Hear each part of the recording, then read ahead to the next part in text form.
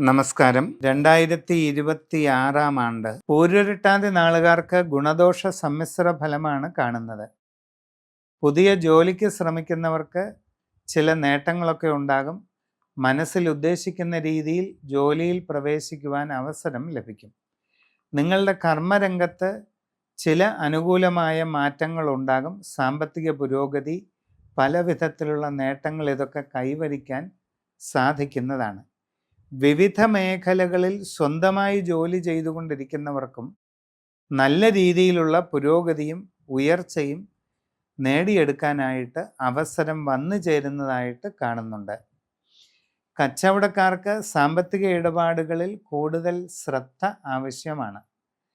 നിങ്ങൾ പ്രതീക്ഷിക്കുന്ന രീതിയിലുള്ള ഒരു ഉയർച്ചയോ പുരോഗതിയോ ഉണ്ടാകുന്നതിന് കാലതാമസം നേരിട്ടേക്കാം.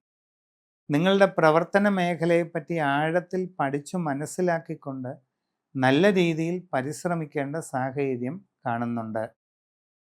വ്യക്തിപരമായ ബന്ധങ്ങൾ നല്ല രീതിയിൽ നിലനിർത്തിക്കൊണ്ടു പോകുന്നതിന് വളരെ ജാഗ്രത കാണിക്കുക. സംഭാഷണങ്ങളിൽ കരുതലും മിതത്വവും ശീലിക്കുക. പ്രണയബന്ധങ്ങൾ ഉത്തരവാദിത്വത്തോടുകൂടി തുടർന്നു കൊണ്ടുപോകാൻ വേണ്ട പരിശ്രമം ഉണ്ടാകേണ്ടതാണ്. വിവിധ മേഖലകളിൽ സ്വന്തം തൊഴിൽ ചെയ്തുകൊണ്ടിരിക്കുന്നവർ വളരെ കരുതലോടുകൂടിയ പരിശ്രമങ്ങൾ നടത്തി മുമ്പോട്ട് പോകണം.